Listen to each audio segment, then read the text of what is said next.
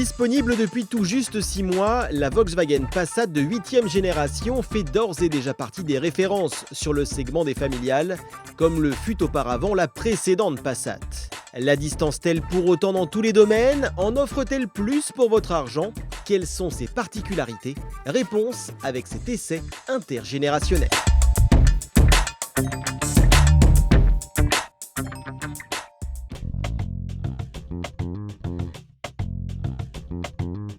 Vous ne le saviez peut-être pas, mais il y a tout juste un an, l'allemande était encore la voiture la plus vendue au monde sur son segment.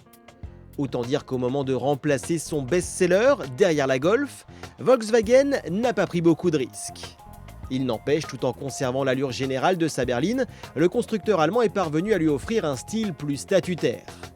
Légèrement plus large, mais aussi moins haute que sa devancière, la nouvelle Passat hérite d'une calandre au traitement plus horizontal, qui n'est pas sans rappeler la luxueuse Phaeton, et de feux plus étirés au traitement modernisé. De profil, on remarque ses flancs nervurés, ses passages de roues musclés et surtout son porte-à-faux avant, bien plus court. Résultat, elle paraît davantage campée sur ses 4 roues et semble visuellement plus stable, avant même d'en prendre le volant.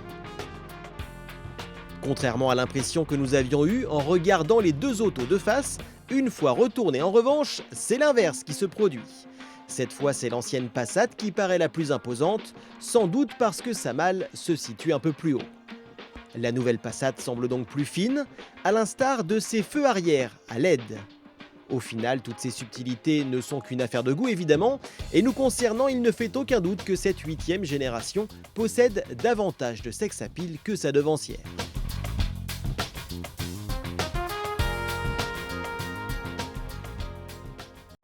À bord, pas de doute, nous sommes bien dans une Volkswagen. C'est sobre, les matériaux sont de bonne qualité, les assemblages robustes et l'ensemble est comme toujours très austère. On ne rigole pas dans cette Passat, mais au moins on s'y sent bien. C'était valable pour l'ancienne et cela reste le cas avec la nouvelle. Malgré tout, les changements sont notables, à l'image de cette planche de bord au dessin très horizontal.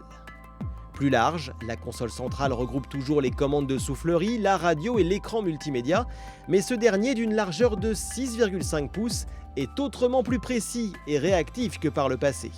Dans l'ensemble néanmoins, les matériaux utilisés sont plus valorisants, qu'il s'agisse du plastique moussé au grainage plus fin ou du nouveau volant cuir à méplat.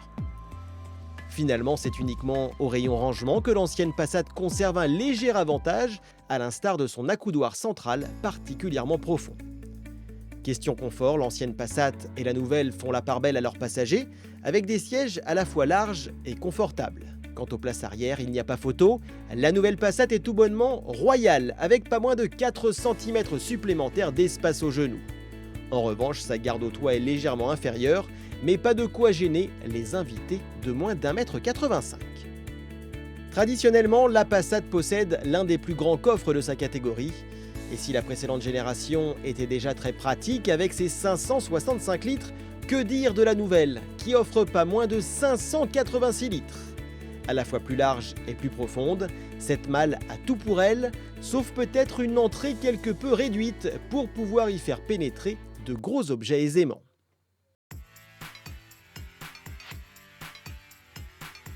Sur la route, l'ancienne Passat n'a clairement pas à rougir de son comportement. Pas forcément très vive, mais d'un confort à toute épreuve, l'allemande rassure et permet de voyager en toute sérénité. Néanmoins, lorsque le rythme s'accélère, la souplesse de ses suspensions n'est pas un atout et ses mouvements de caisse se font un peu trop ressentir. La nouvelle Passat, pour sa part, repose sur la toute récente plateforme MQB du groupe Volkswagen, qui permet notamment à l'allemande d'être environ 85 kg plus légère à équipement comparable.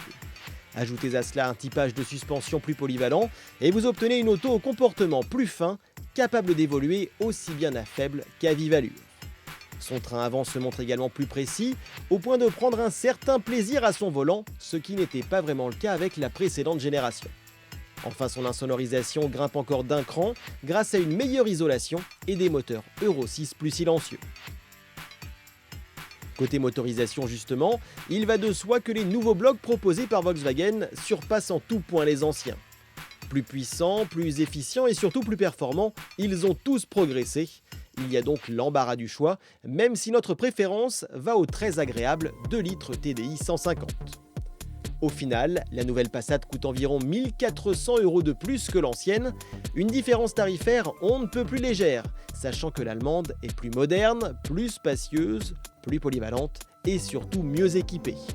Bref, l'histoire de la Passat ne pouvait pas mieux se poursuivre.